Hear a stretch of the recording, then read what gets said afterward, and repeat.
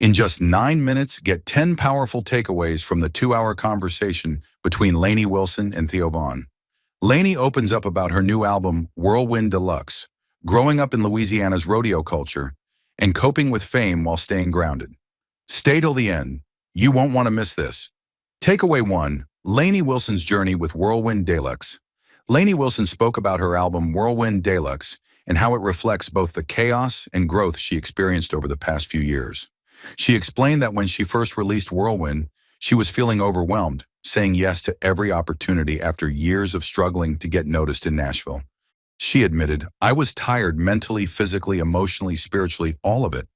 But she also shared that she found her way back to balance by writing more songs, which is what she has been doing since she was 9 years old. For example, she recalled how as a child she would write songs about cigarettes and tequila, even though she had never touched either. That creative outlet was her way of coping with the world then, and it still helps her today. Theo Von joked that she only had half the alphabet since she was never in gifted courses, which made the moment even funnier. Now let's move to the next takeaway. Takeaway 2. The creative spark that shapes her music. Lainey explained how she can instantly tell when a song has the power to last for decades. She mentioned that when she wrote her song, Peace, Love, and Cowboys, everyone in the room felt a special energy that she described as like the Holy Spirit.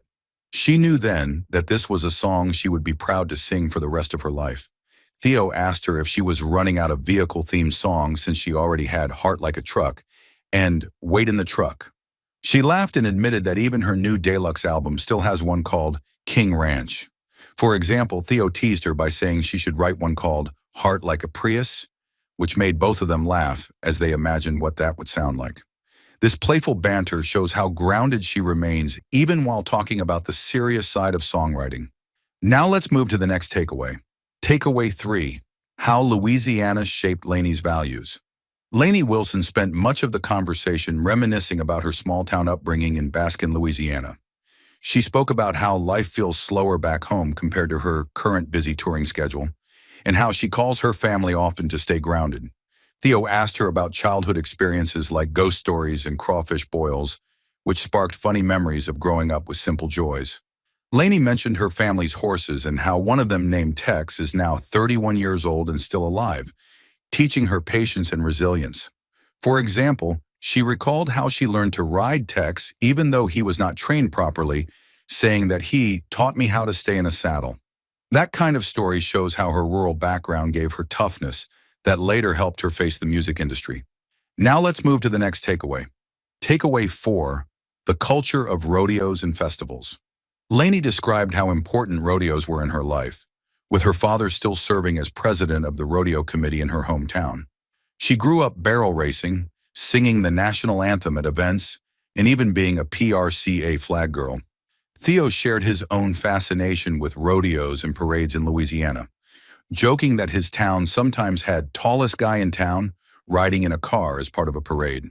Lainey laughed and said her area had queens for just about every fruit and animal, including frog queens and watermelon queens. For example, she recalled a childhood memory where she kept messing up the national anthem during a rodeo, and soon a chain text spread saying, "Did you hear Lainey Wilson mess up the national anthem? Send this to 10 people?" She now laughs about it and says, "Guess what? You can't hurt me." This shows how Louisiana humor and resilience shaped her personality. Now let's move to the next takeaway.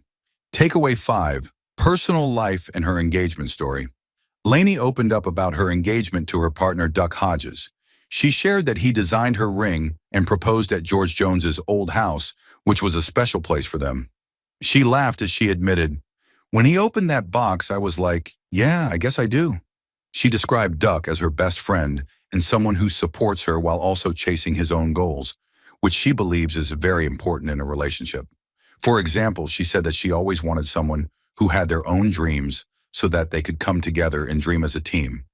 Theo joked that the ring was so powerful it could make Superman sit down, showing the fun chemistry in their conversation. We're halfway through the video. Thanks for sticking with us.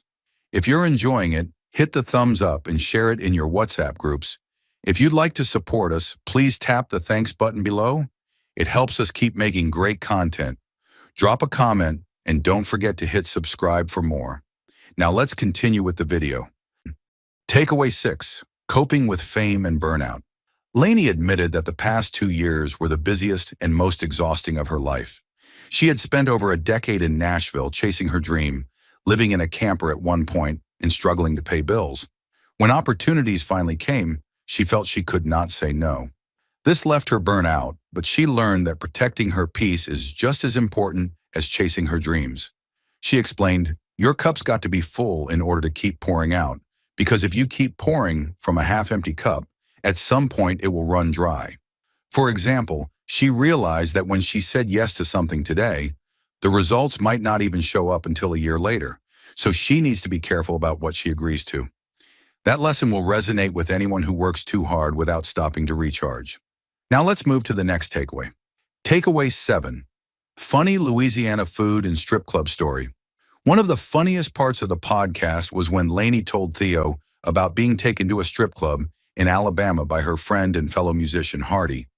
She said Hardy gave her $100 in ones as an end-of-tour gift. Theo could not stop laughing when she revealed that the club was famous for its biscuits and gravy night, where performers rolled around in gravy while patrons threw biscuits at them. She added, "Supposedly they said y'all got to come back for biscuits and gravy night, but I thought it was just sitting around eating some biscuits. No, they are rolling around in the gravy." For example, Theo said if his mother went there and found out she could not eat the biscuits, she would be upset.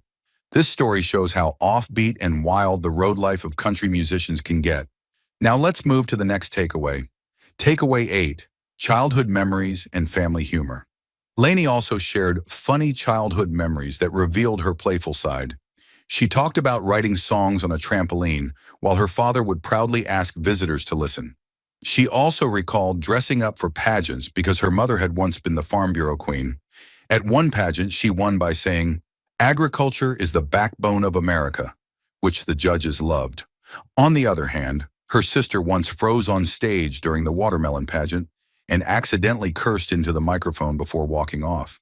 For example, in another pageant, her sister was asked about going green and simply answered, "Don't pollute," before losing. These stories brought out laughter from Theo and showed how even embarrassing moments from the past can become entertaining tales later in life. Now let's move to the next takeaway. Takeaway 9, the mix of business and music. Lainey pointed out that while people think being a singer is all about playing music, the reality is that most of her time is spent on the business side. She said, "It's like 80% business and 20% music. But I am willing to do the 80% business so I can do the 20% music." She explained that when she started out, she and her grandmother made their own CDs with homemade covers, and she had to promote herself with flyers. Now she has a team to help her, but the work has only grown bigger.